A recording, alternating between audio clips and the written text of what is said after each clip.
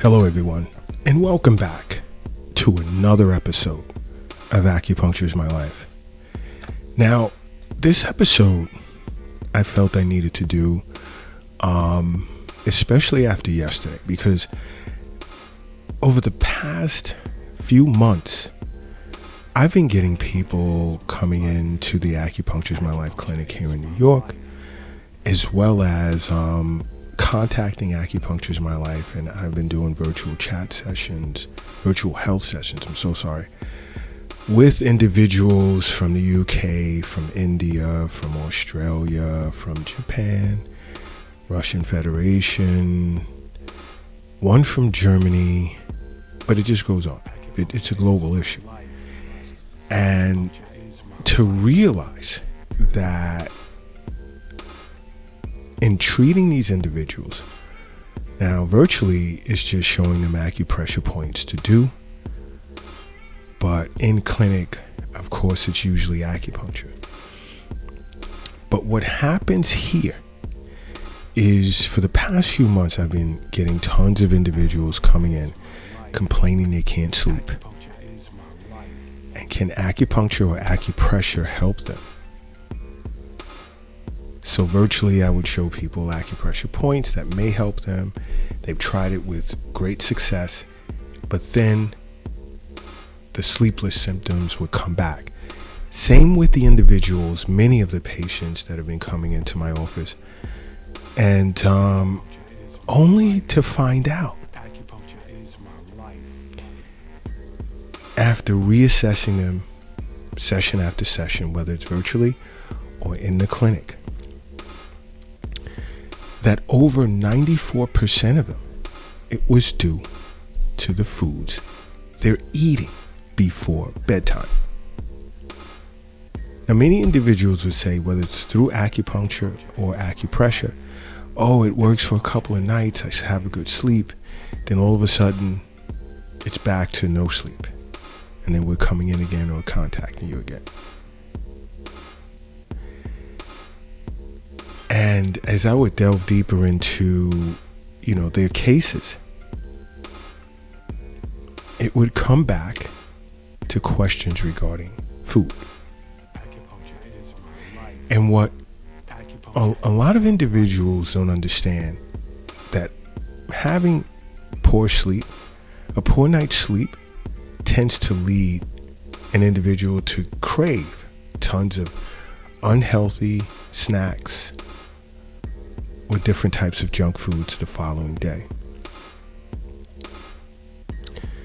So, in getting to the bottom of dealing with, patients and speaking to my colleagues globally, we put together a list of foods that's keeping individuals up at night or not allowing them to get a good night's sleep. And the first is chocolate. Now, I know we love chocolate bars or chocolate, dark chocolate is healthy for you. I know a lot are going to say that. I know I'm going to see them in emails. And I'm not saying discontinue ingesting dark chocolate. Don't do it before bedtime. Chocolate is packed with sugar, which can seriously affect how well you sleep at night. Try not to eat chocolate after 3 p.m. if you can.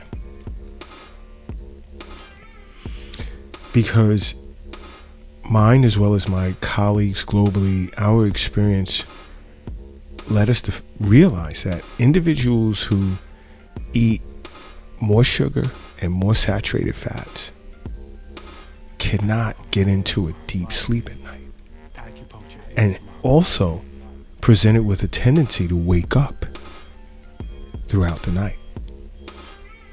And you also have to understand, chocolate also contains some caffeine, which tends to stimulate your nervous system. And it can keep you awake for quite a while. Another I want to say hamburgers, cheeseburgers, but the biggest culprit is a bacon burger. And you have these burger junkies that are out there, no offense, love burgers.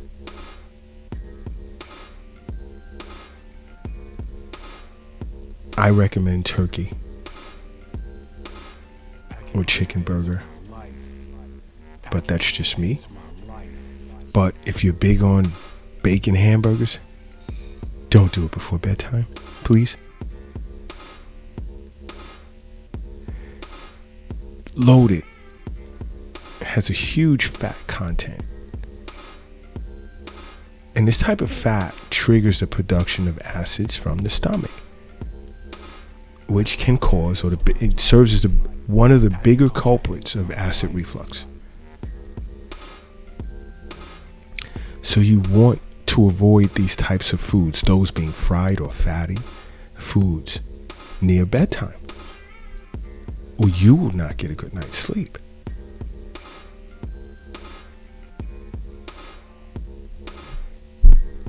Now, I've done tons of podcasts discussing the importance of sleep. Sleep is super important for us. So we should not engage in any type of activity. In this case, eating habits before bedtime with certain types of foods. Because not only are you ruining your diet, your overall health based on what you're ingesting and when you're ingesting it, but now you're not getting enough sleep at night. And this is important for your cells. And for you to have the ability to detox overnight. Now, this next food, a lot of you guys are going to be pissed off. So what? But chicken. Oh, what about grilled chicken or baked chicken? I know everyone's going to say that. I don't eat fried chicken, or I don't eat it that much. No, I'm saying chicken. I'm not saying what type. Chicken. You see, it takes this type of protein, the type of protein that you find in chicken, it takes a lot of energy from the body. Your body exerts a lot of energy to digest it. Now, you eat chicken before bedtime, and it's going to throw your sleep rhythm off. Because you have to understand, protein contains a certain type of amino acid called tyrosine, which also promotes brain activity. Do you feel excess brain activity and sleep correlate? Do you feel it works together? No, it doesn't.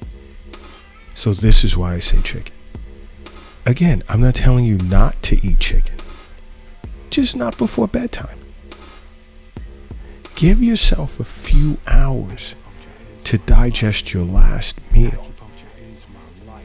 And there are a lot of chicken lovers out there, regardless of how you eat it. But give yourself ample hours before bedtime when you do ingest it.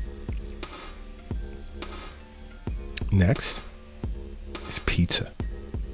Me personally, I'm sure if you follow Acupuncture is My Life and you listen to Acupuncture is My Life podcast, or follow Acupuncture is My Life on every social media platform, and also if you're a Twitter person, we're at Acu_is_my_life.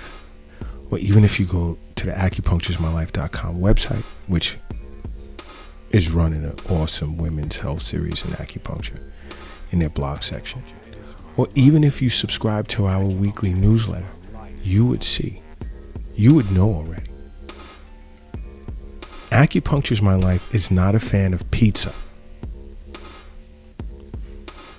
And many individuals love eating pizza before bedtime or during a late night sporting event and then crashing.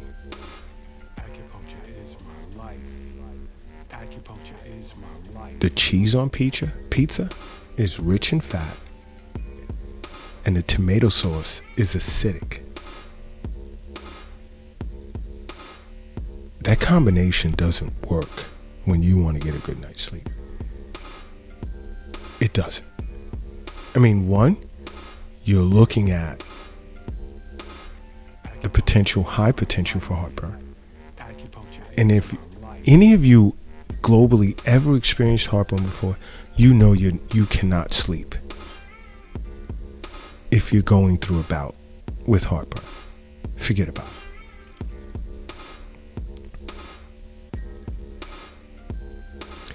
You have to understand something. Health is wealth. Pizza. I mean, there's a lot of things.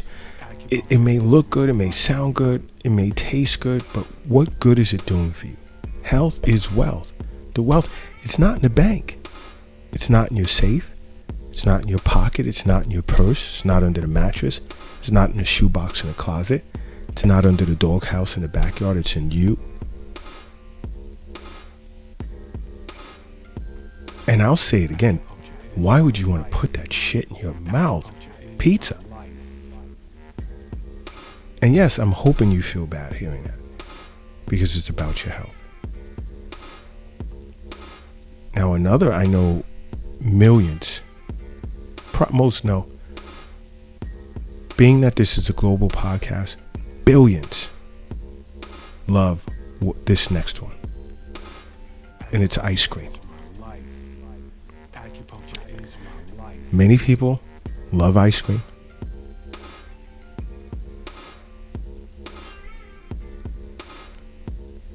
But ice cream, not only does it have a ton of fat, but low-fat ice creams are loaded with sugar. We don't need this before bedtime. And so many individuals were amazed by the list of foods that I recommended they avoid before bedtime, because oh my gosh, it was like a ritual for them. And some after a certain point would contact me and say, Dr. Lott, thank you. I noticed a change when I stopped eating chicken, ice cream, chocolate, bacon burgers before bedtime. Yep. But ice cream, regular ice cream loaded with fat, your body processing that as you attempt to sleep, and the sugars that are in low-fat ice cream. Another is cereal and milk. There are those that skip dinner and just say, I want to grab a bowl of cereal real quick.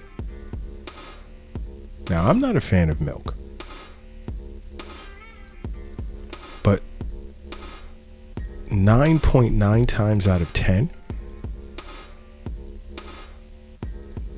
the sugar that's in the cereal is the culprit.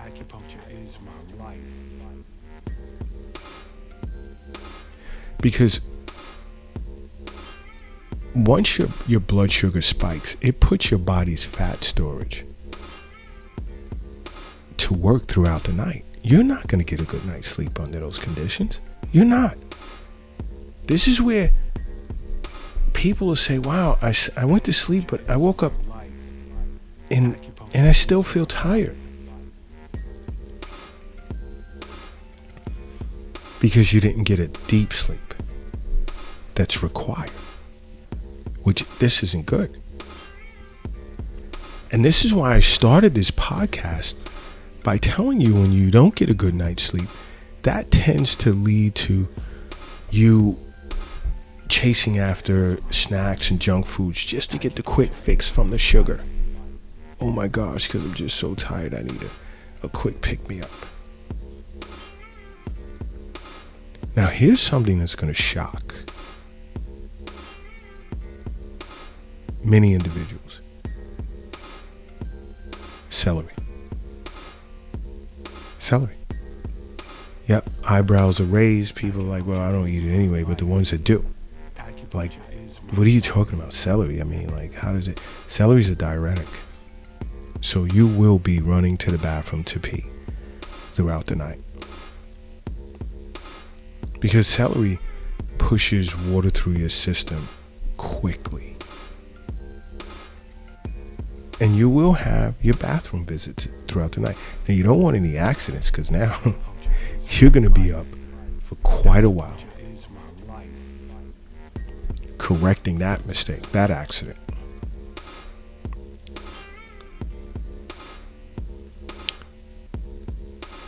You know what? If you're operating a vehicle right now, do me a favor, pull it over to the side of the road. If you're crossing the street, hurry up and safely get across the street. If you're carrying or lifting something, take a moment, put it down. I need everyone in a relaxed position right now. And I need you to close your eyes. And I need you to say to yourself, acupuncture is my life. And then I need you to open it. Boom. You are now brand new. Brand new you are. Indeed. Now next is pasta. Oh, who doesn't like pasta for dinner? A lot of times, dinner, you want to eat dinner before 7. Best to eat dinner around 5:30. You want to give yourself a few hours to try and burn the carbs. Because carbs act like sugar on the body.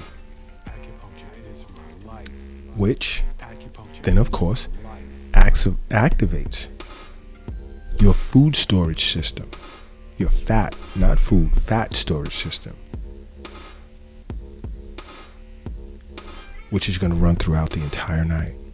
You're not going to get a good night's sleep. You're not going to fall into that REM 4 stage that we need.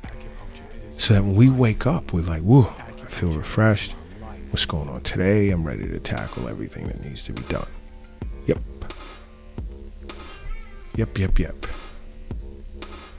Pasta. Many are rolling their eyes. I didn't tell you to stop eating good quality organic pasta. I never said that. But maybe you may want to eat it around 3-4 o'clock latest. How about that? Try having pasta for lunch. Just shift things around. You don't need big meals before bedtime anyway, even if it is good for you. So think about that. Next is hot pepper. Different types of spices. Spices are similar to cayenne. That really gets the blood going, as well as it increases your body's temperature, which you don't want to be in this state before bedtime. You don't. Not if you want to get a good night's sleep. In terms of hours, because you're not going to sleep right away. You better believe that. And then when you start to fall asleep, you're going to toss and turn a lot. So try, if you like hot peppers and you want to spice up your healthy dish, do it around noontime. Better safe than sorry. Do it around noontime. Another is coffee and alcohol. Now, I don't need to do a great deal of explaining when it comes to these two. Yeah, I know you have your students that to stay up, they'll drink the coffee, or individuals that are working late. But guess what? What happens when you're done?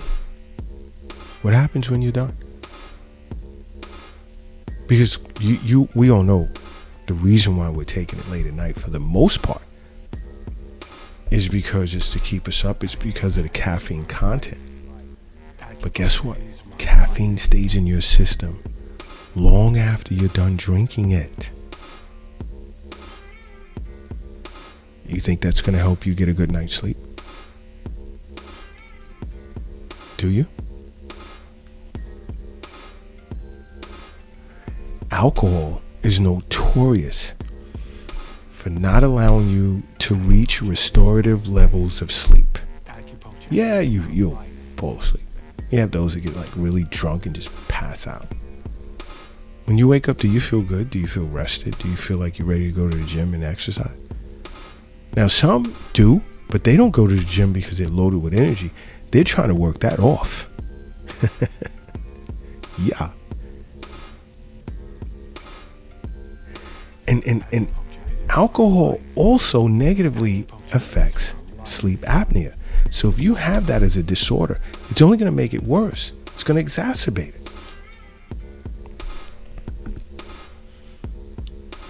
I'm not a fan of telling anyone to drink alcohol, let alone coffee, but especially alcohol.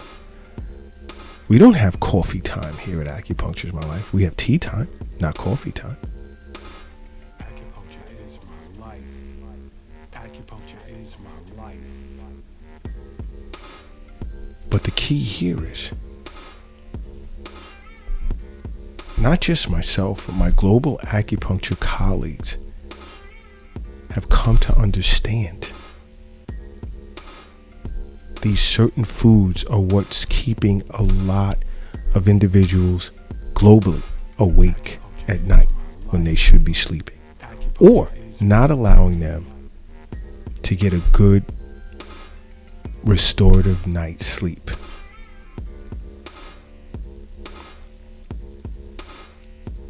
Yeah, acupuncture is great for treating sleep disorders. But then if you're going to run home and keep eating these foods, after a couple of nights, you're going to go right back to where you started, and you'll be right back at the acupuncturist office. And I know billions of you love acupuncture, but that shouldn't be an excuse to see your acupuncturist. You should just be seeing your acupuncturist for wellness visits. Or if you already have a condition, some type of condition that, you've gotten before seeing your acupuncturist for the first time.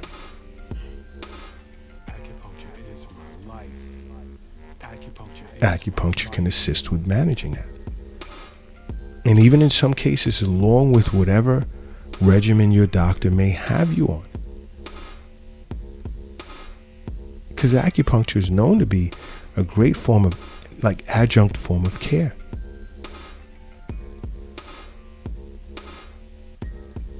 Especially if you've experienced cancer. And you're seeing your oncologist.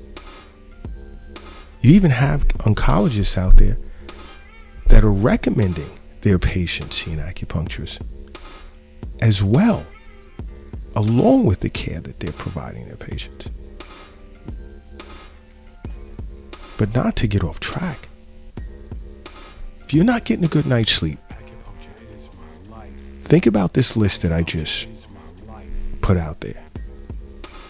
And if you're eating any of those foods, take a week off away from it and then tell me how you felt.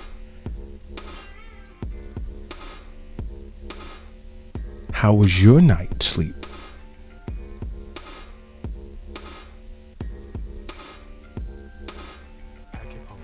You know what? Do yourself a big favor and make acupuncture a part of your life. Because acupuncture is my life. What's yours?